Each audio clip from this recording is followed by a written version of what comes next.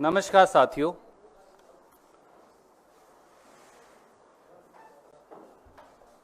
तीन जुलाई 2024 से इस देश में सेल फोन की जो आपके दर्शक पाठक सब इस्तेमाल करते हैं, उनकी दरें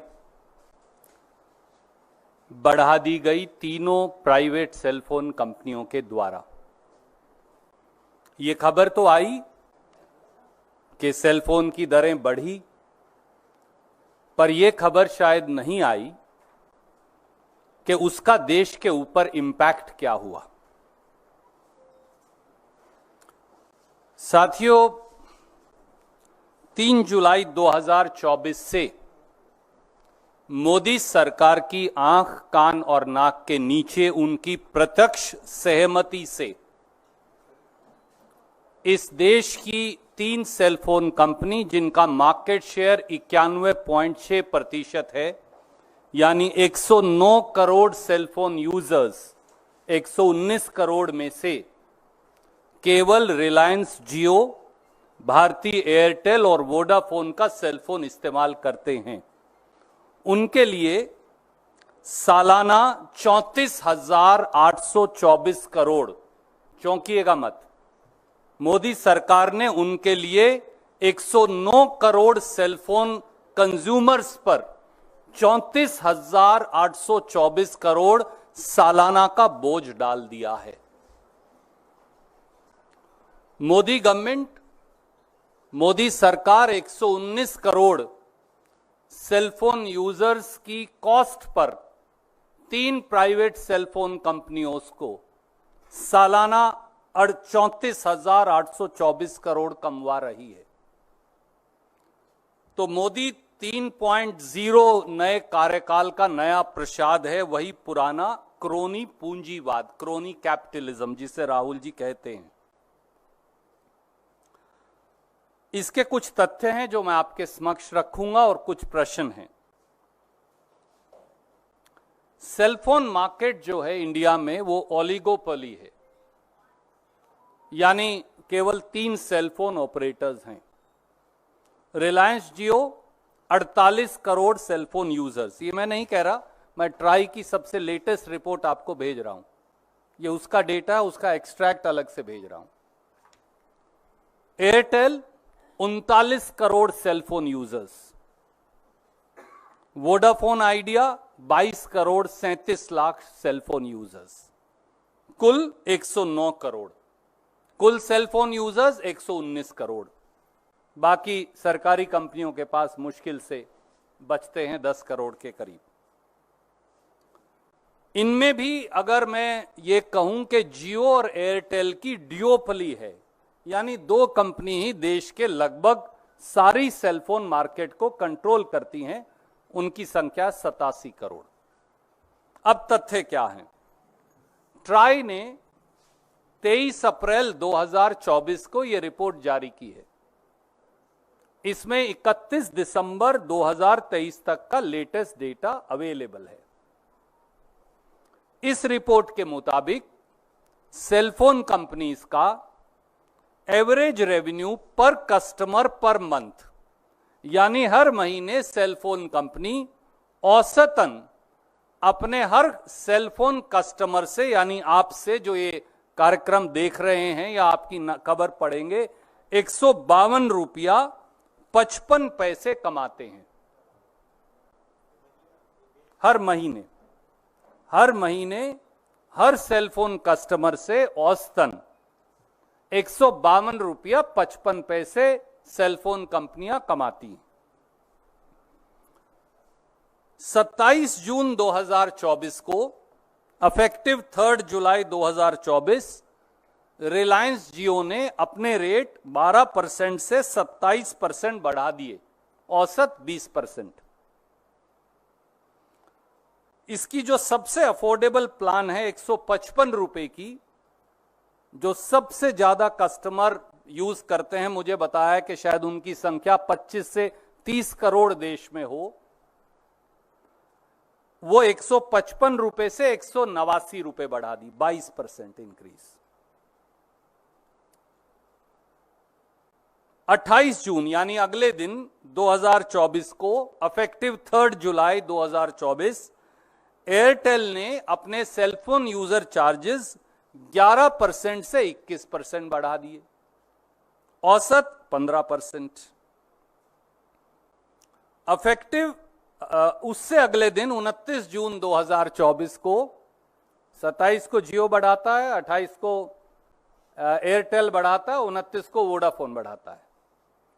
अफेक्टिव डेट सेम है, अफेक्टिव 4 जुलाई, एक दिन आगे, वोडाफोन आइडिया ने अपने सेलफोन यूजर चार्जेस 10% से 24% बढ़ा दिए, एवरेज अगेन 16%। तो दो चीजें स्टैंड आउट करती कि तीनों कंपनियों ने सलाह करके 72 घंटे में सेलफोन चार्जेस बढ़ाने की घोषणा की, और दूसरा एक ही तिथि से यूजर चार्जेस बढ़ाए, 3 जुलाई और 4 जुलाई, लगभग 24 घंटे के अंतराल में बढ़ा दिए। दो चीजें बिल्कुल साफ हो गई। अब एडिशनल पर ईयर बर्डन जब मैं बोलता हूं 34,824 करोड़ होगा आप सब पर, मुझ पर, आप पर, तो इसका क्राइटेरिया, मापदंड क्या है? एवरेज औसत जो रिलायंस जियो का टैरिफ इंक्रीज है आपने देखा 20% है। मासिक औसतन आय उनको 152 रुपया 55 पैसे है। ये मैं नहीं कह रहा, ये ट्राई ने अपनी रिपोर्ट में लिखित में दिया है, मैं एक्सट्रैक्ट भेज रहा हूं। तो उन्होंने 20% अगर बढ़ाया तो लगभग 30 रुपया 51 पैसे प्रति कस्टमर बढ़ाए। 48 करोड़ कस्टमर्स हैं, तो अगर मैं कम से कम औसतन भी ले लूं, वो भी ना लूं जो प्लान में 22% बढ़ाए हैं, आप औसत भी ले लें, तो 1464 करोड़ रुपया अतिरिक्त बोझ जियो के कस्टमर्स पर है, यानी 17,568 करोड़ सालाना। इसी प्रकार से 15% एयरटेल ने औसतन रेट बढ़ाया, जैसा मैंने बताया, तो 152 रुपया 55 पैसे महीने की औसतन आय है, तो ये बन गए 22 रुपया 88 पैसे पर कस्टमर अतिरिक्त जो देने होंगे। उनके कस्टमर की संख्या है 39 करोड़, 39 करोड़ से गुना करिए, बन गए 892 करोड़, सालाना बन गए 10,704 करोड़। तीसरा है वोडाफोन आइडिया, उन्होंने बढ़ाए औसतन 16%, जैसा मैंने आपको बताया, तो 152 रुपया 55 पैसे का 16% अगर अतिरिक्त हो जाए बन गया 24 रुपया 40 पैसे प्रति कस्टमर प्रति माह। उसको मल्टीप्लाई कर दीजिए 22 करोड़ 37 लाख कस्टमर से, तो वो बन गए 546 करोड़ हर महीने अतिरिक्त जो उन्होंने बोझ डाल दिया, और ये बन गए 6,552 करोड़। मैं ट्राई की रिपोर्ट की ये रेलेवेंट एक्सट्रैक्ट कॉपी आपको भेज रहा हूं, और फुल रिपोर्ट भी भेज रहा हूं, लिंक। 6 सवाल सीधे हैं, और वो सवाल क्या है? How can private cellphone companies holding 92% of cell phone user market share be permitted to unilaterally increase cell phone tariffs by an additional 34,824 crore or almost 35,000 crore annually without any oversight or regulation by Modi government? पहला सवाल, मोदी सरकार ने किसी भी regulation, नियम या निगरानी के बगैर प्राइवेट सेलफोन कंपनियों को 109 करोड़ भारतीयों पर, 109 करोड़ सेलफोन यूजर्स पर 34,824 करोड़ का अतिरिक्त बोझ उनकी जेब से निकालने की इजाजत कैसे दे दी? दूसरा सवाल, why have the Modi government and Telecom Regulatory Authority of India abdicated their duty and responsibility towards 109 crore cell phone users? Modi सरकार और ट्राई ने 109 करोड़ सेलफोन यूजर्स के प्रति अपने कर्तव्य से मुंह क्यों मोड़ लिया और अपनी जिम्मेवारी से कन्नी क्यों काट ली? Third, wasn't the increase in cell phone prices withheld till the conclusion of the parliament elections as Modi government would have been questioned on the justification for burdening 109 crore Indians and fleecing them of an extra 34,824 crore or 35,000 crore. क्या मोदी सरकार ने cellphone कंपनियों की कीमतों में होने वाली वृद्धि को उनसे मिली भगत कर संसदीय चुनाव पूरा होने तक टाल कर रखा ताकि सरकार से और प्रधानमंत्री मोदी जी से 109 करोड़ सेलफोन यूजर्स पर सालाना डाले गए अतिरिक्त 35,000 करोड़ का जवाब कोई ना मांग सके? Question number 4.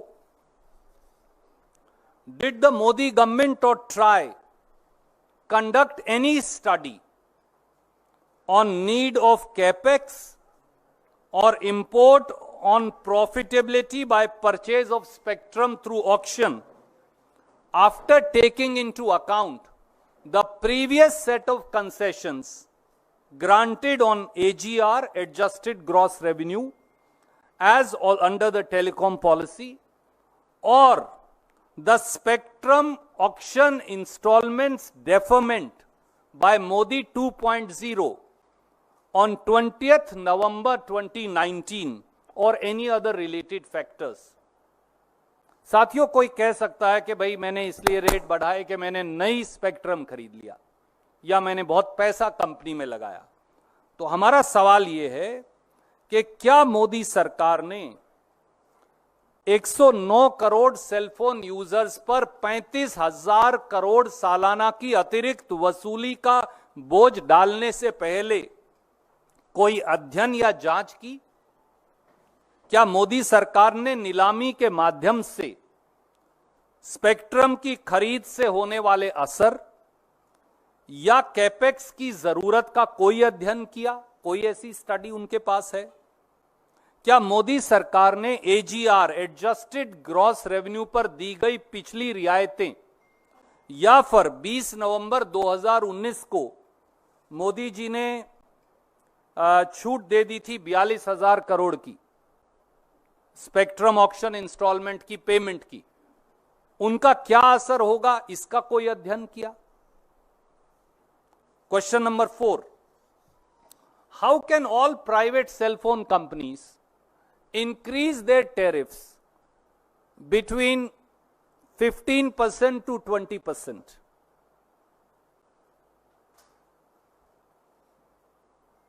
Despite the fact that their profitability varies, their capex requirement vary, and their investment capacities and actual investments vary, and their purchase of spectrum in auction varies. So how can they all raise cell phone charges by the same percentage? It's very unique.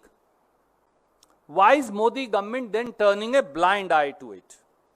ऐसा कैसे हो सकता है कि सभी cell phone कंपनियां अपने cell phone के चार्जेस 15% से 20% लगभग बराबर बराबर बढ़ा दें, जबकि उनकी इन्वेस्टमेंट की कैपेसिटी, उनके कस्टमर्स, उनका केपेक्स रिक्वायरमेंट, उनकी कैपेसिटीज, उनकी एक्सपेंशन प्लान सब भिन्न है? तो क्या मोदी सरकार ने आंख बंद कर ली है? And fifth and last, since prime minister and his ministers quote Supreme Court on telecom very often, so I want to remind them. Isn't it correct that the Supreme Court of India in Delhi Science Forum versus Union of India said, and I quote the Supreme Court, the central government and the telecom regulatory authority have not to behave like sleeping trustees, but have to function as active trustees for public good. This is something that Prime Minister and his colleagues used to quote very often. क्या यह सच नहीं कि भारत की supreme court ने Delhi science forum versus union of India में साफ कहा कि केंद्र सरकार और टेलीकॉम रेगुलेटरी अथॉरिटी को निष्क्रिय ट्रस्टी की तरह व्यवहार नहीं करना चाहिए, बल्कि जनता के जन कल्याण के लिए सक्रिय ट्रस्टी के रूप में काम करना होगा। तो क्या मोदी सरकार देश की जनता के साथ विश्वासघात कर रही है? उम्मीद है कि देश के प्रधानमंत्री देश की 143 करोड़ जनता और 109 करोड़ उनमें से सेलफोन यूजर्स जो हैं उनको जवाब देगी कि हमसे 35,000 करोड़ क्यों वसूले जा रहे हैं। धन्यवाद। कोई प्रश्न आप पूछना चाहें तो स्वागत है।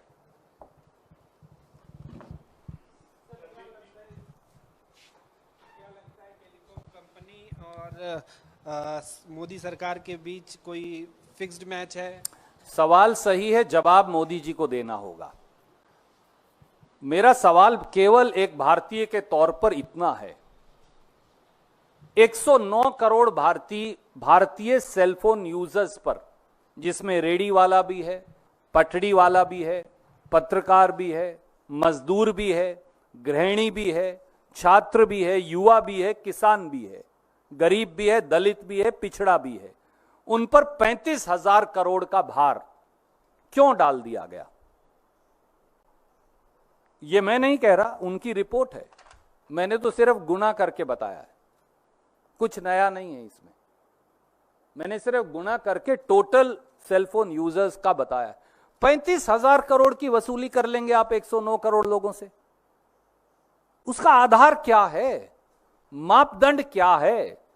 सरकार नाम की कोई चिड़िया इस देश में है या नहीं है, या कंपनियों की मनमानी चलेगी? सवाल इतना है सर।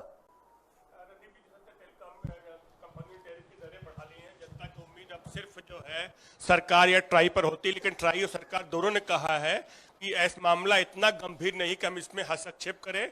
जो कंपनियां रेट बढ़ाती बढ़ने दीजिए। उन्होंने कहा हम गुणवत्ता पर जोर देते हैं, टैरिफ आने से गुणवत्ता बढ़ेगी।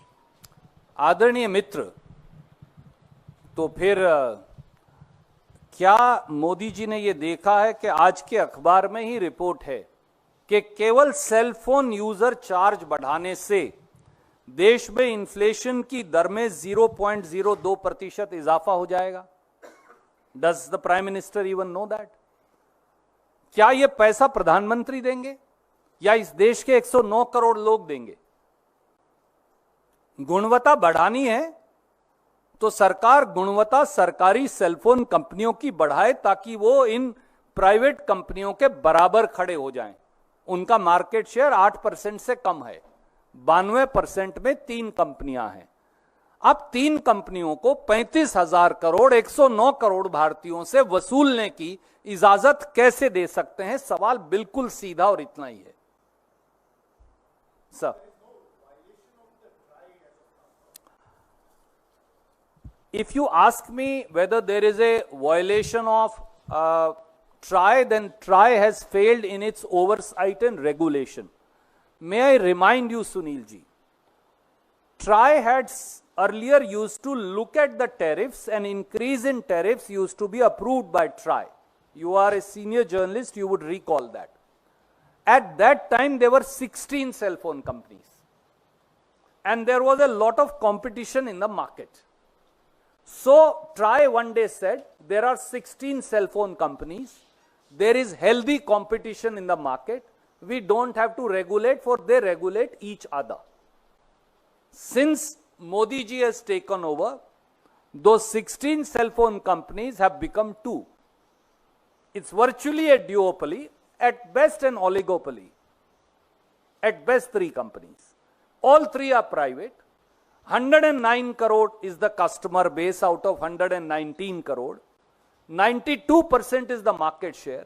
Why should TRAI and government abdicate its responsibility now?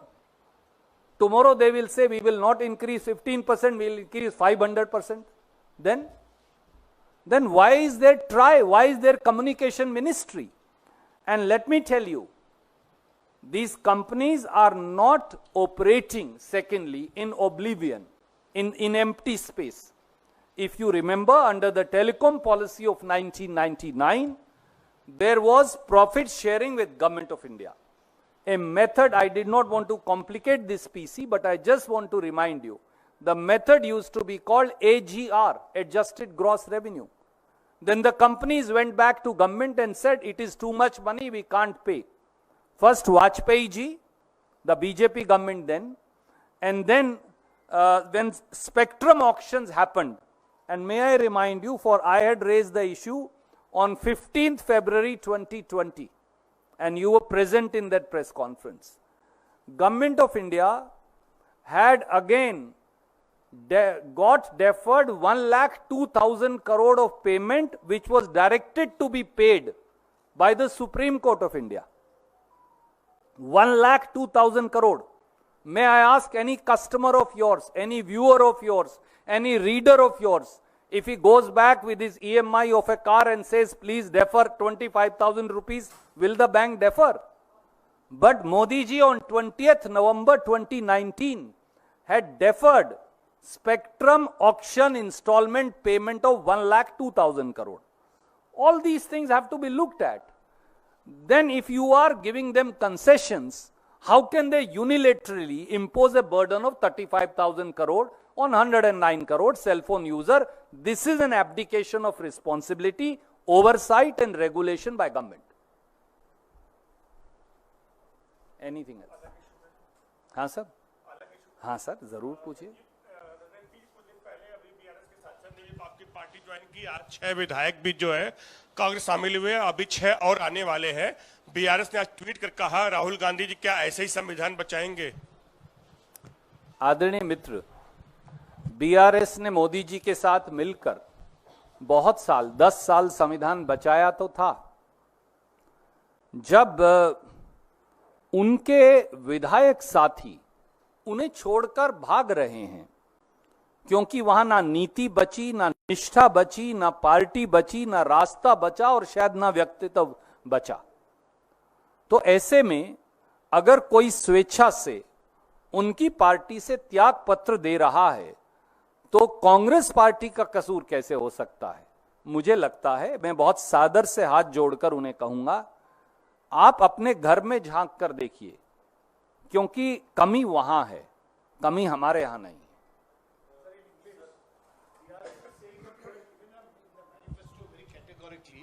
That you will not, if you come to power, you will immediately bring in the 10th schedule to disqualification if anybody switches parties. Why double standards now that what is happening in Telangana? My dear friend, there are no double standards.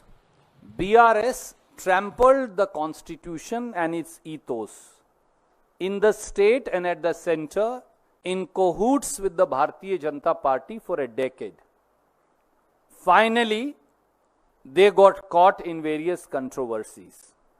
And typical to BJP, they try to eat up the BRS, since they eat up every ally that they ally with and eat up their space, but that is their problem. The problem today is that BRS is disintegrating as a political unit. And because it neither has ideology nor also has lost a path based on which once the state of Telangana was carved out by the Congress party on the initiative of Srimati Sonia Gandhi and Dr. Manmohan Singh. Having lost the path, the party is disintegrating. I think the problem for BRS and its chief, I will tell him with folded hands and with due respect, please look within. The problem lies in you and your family. The family fiefdom that you ran, a corrupt and dictatorial fiefdom that you ran. And that's why that architecture is crumbling. It crumbled before the elections. It is crumbling post the election. So they are crumbling as a political unit. So don't blame us. Look within. Sir दो सवाल है, एक राजनीतिक है और एक धार्मिक और सामाजिक। एक पहला सवाल है, हरियाणा में आने वाले महीनों में विधानसभा चुनाव होने और उसके कुछ महीनों के बाद दिल्ली में भी होगा। दोनों जगहों पे कोई गुंजाइश है कि कांग्रेस और आम आदमी पार्टी के बीच चुनावी गठबंधन होगा? पहला सवाल ये। दूसरा सवाल ये है, पहले सवाल का जवाब दे। जी। आदरणीय मित्र, मेरी आपसे अनुरोध है, मुझे लगता है कि हमारे कम्युनिकेशन हेड जयराम रमेश जी ने इस पर एक वक्तव्य दिया है, उसमें मुझे कुछ और जोड़ना नहीं है। फिर भी मैं हमारे जो महासचिव हैं प्रभारी, उन्हें बोलूँगा, हरियाणा के, रिक्वेस्ट करूँगा कि वो आपके इस सवाल का सेपरेटली जवाब देंगे। सर, दूसरा सवाल ये है कि जमीयते उलेमा हिंद की नेशनल गवर्निंग काउंसिल मीटिंग में स्कूलों के अंदर हिंदू धर्म की प्रथाओं को आगे बढ़ाने के खिलाफ प्रस्ताव पारित किया और इस प्रस्ताव का नाम है स्कूलों में विषय धार्मिक प्रथाओं की निंदा। कैसे देखती है कांग्रेस? मित्र, पार्टियां स्कूलों का करिकुलम का फैसला नहीं कर सकती, सरकारें स्कूलों के करिकुलम का फैसला करेंगे।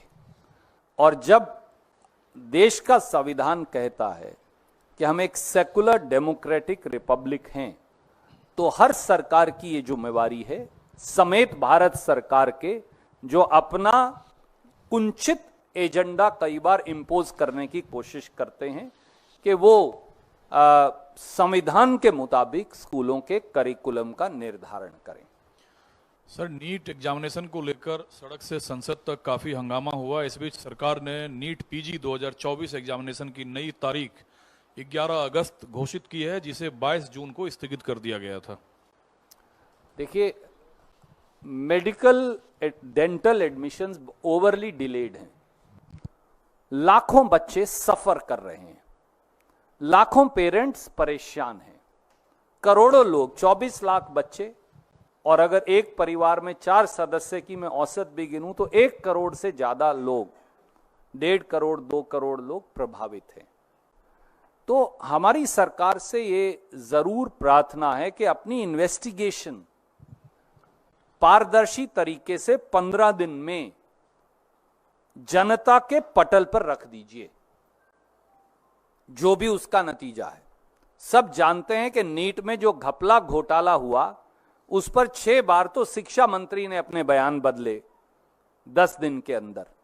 तो अब दोबारा फिर इस नीट की पीजी परीक्षा हो या मेन परीक्षा, इसको घपले घोटालों की भेंट मत चढ़ाइए, और जल्दी से जल्दी मेडिकल डेंटल जो परीक्षाएं हैं उनकी एडमिशन्स पूरी हो जाएं और बच्चे अपनी शिक्षा ग्रहण करें। हमारा केवल इतनी ही मांग है, और दोषियों को सजा मिले। 2 सवाल हैं। एक तो पहला ये कि गुजरात में 2017 में जब चुनाव हुए थे, आपने बतौर कम्युनिकेशन हेड और राहुल गांधी ने बतौर कांग्रेस नेता वहां पर डेरा डाल दिया था, और जो नतीजे आए थे कांटे की टक्कर हुई थी, किसी तरह से बीजेपी जीत गई थी। 2022 में कांग्रेस ने इतिहास का सबसे बुरा प्रदर्शन किया, और उसके बाद अब राहुल गांधी ने संसद में कहा है कि गुजरात हम जीतने जा रहे हैं, लिख कर ले लो, इंडिया गठबंधन जीतेगा। तो ये चुनौती किस आधार पर दे रहे हैं राहुल गांधी, क्योंकि सबसे खराब प्रदर्शन 2022 में रहा है। आदरणीय मित्र, गुजरात महात्मा गांधी की जन्मभूमि भी है, कर्म भूमि भी है। गुजरात सत्य और अहिंसा के आंदोलन की धरती है। गुजरात भारत की गंगा जमुनी तहजीब की धरती भी है। गुजरात में यह सच है कि एक वातावरण पैदा कर मौजूदा समय में भाजपा आपको शक्तिशाली नजर आती है संख्या बल के आधार पर यह संख्या बल जो है ये एक राजनीतिक गुब्बार पैदा करके इकट्ठा किया गया है, और आप जानते हैं कि देर सबेर वो धूल उतरती जरूर है और आसमान साफ होता अवश्य है।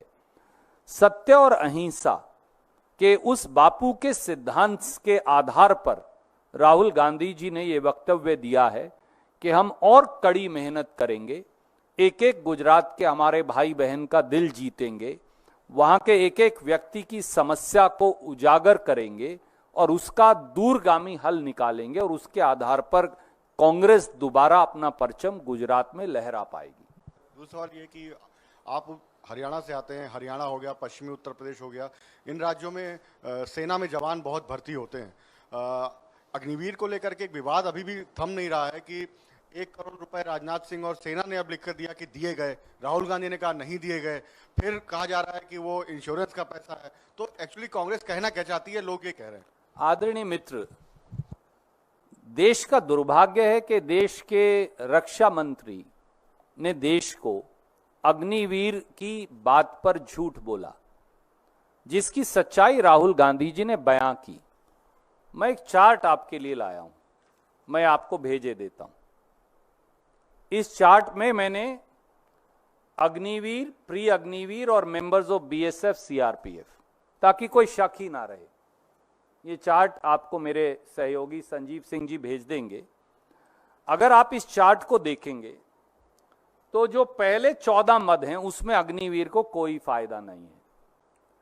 केवल 48 लाख रुपए के करीब की राशि इंश्योरेंस की मिलती है। अब मैं राजनाथ सिंह जी से पूछता हूं, फैक्ट्री वाला भी इंश्योरेंस करवाता है, दुकानदार भी अपने कर्मचारी की इंश्योरेंस करवाता है, तो इंश्योरेंस का पैसा अग्निवीर के मुआवजे में कैसे जोड़ेंगे? क्योंकि जो शब्द रक्षा मंत्री जी ने संसद में इस्तेमाल किया वो सब शब्द था मुआवजा, कोट अनकोट। क्या इंश्योरेंस का पैसा मुआवजा गिना जा सकता है?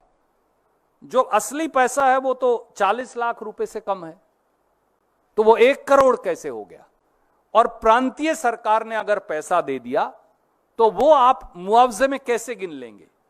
तो इसलिए रक्षा मंत्रालय किसी अग्निवीर को जो वीर गति को प्राप्त हो कितना मुआवजा देगा, इसके लिए साफ रक्षा मंत्री को आकर बताना चाहिए, और नहीं तो इस चार्ट का जवाब दे दे। ये चार्ट मैं आपको भेज रहा हूं।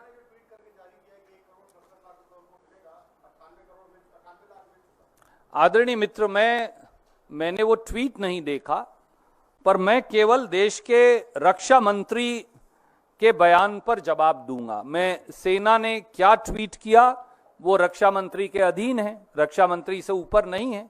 अगर रक्षा मंत्री ये कहते हैं कि मुआवजे में 1 करोड़ मिलेंगे तो रक्षा मंत्री झूठ बोलते हैं, क्योंकि इंश्योरेंस का पैसा आप मुआवजे में काउंट नहीं कर सकते। मैं आपको ये कह रहा हूं, आप पत्रकार हैं, पत्रकारों पर जो कानून लागू है उसमें भी आपके भी इंश्योरेंस होगी, तो वो इंश्योरेंस मुआवजा कैसे माना जा सकता है? कोई दुकानदार है वो अपने कर्मचारी की इंश्योरेंस करवाता है, कोई फैक्ट्री वाला है वो अपने कर्मचारी की इंश्योरेंस करवाता है, एआईसीसी अपने कर्मचारियों की इंश्योरेंस करवाती है, बीजेपी भी शायद करवाती होगी, तो वो इंश्योरेंस मुआवजा कैसे हो सकता है? बात सवाल इतना है। तो इसलिए बेवकूफ मत बनाएं। आप कहिए कि हमने गलती की, आज तक कम था, अब से 1 करोड़ करेंगे, हम उसका स्वागत करेंगे। राहुल गांधी जी सही कह रहे हैं। ये चार्ट मैं आपको भेजे दे रहा हूं।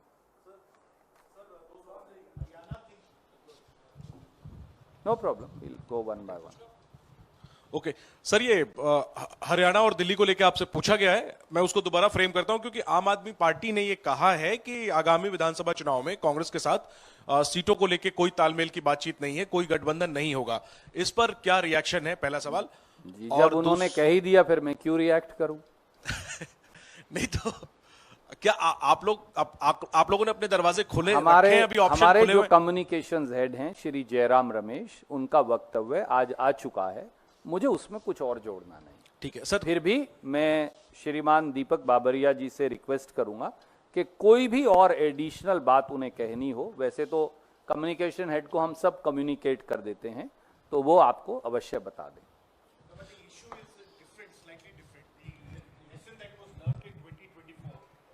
Wherever you had an alliance, things worked out better for the India alliance.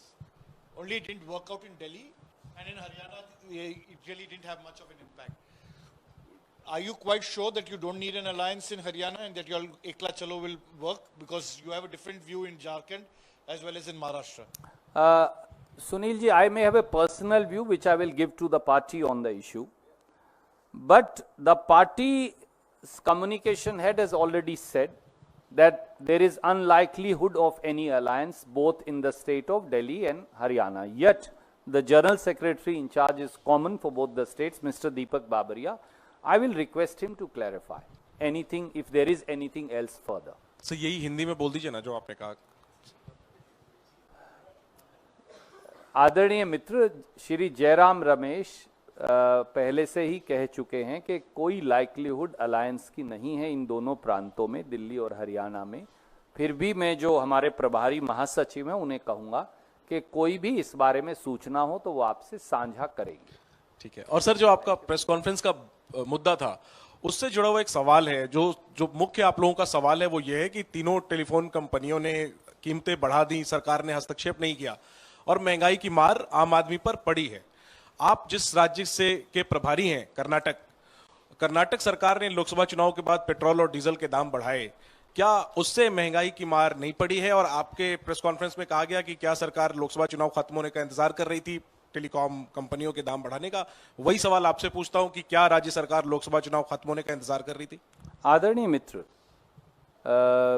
अगर यही क्राइटेरिया है तो सबसे पहले तो मोदी जी से पूछे जाना चाहिए कि पेट्रोल और डीजल अगर central excise doctor Manmohan Singh ji की सरकार के बराबर कर दें तो पेट्रोल का भाव लगभग 45 रुपया रह जाएगा और डीजल का भाव, अगर मुझे सही याद है क्योंकि वो आंकड़े मैंने कई बार आपके सामने प्रस्तुत किए हैं, सब्जेक्ट टू करेक्शन है, 37 रुपया रह जाएगा। तो क्या सेंट्रल एक्साइज वो कम करेंगे या उस लेवल पर ले आएंगे जो डॉक्टर मनमोहन सिंह जी ने की थी? दूसरा सवाल यह भी है कि क्या भाजपा शासित सभी प्रदेश और उनके अलाइज जो उन्होंने एक्साइज लगा रखी है वो कम कर देंगे? मैं आपकी जानकारी के लिए बता रहा हूं, साउथ इंडिया में सबसे कम स्टेट टैक्सेस पेट्रोल और डीजल पे कर्नाटक में है कंपेयर टू अदर गवर्नमेंट्स। अब थोड़े बढ़कर उनके बराबर हुए, otherwise we were lowest in the entire South India. And this is a decision that finance minister of the state takes based on exigencies of the budget. Thank you.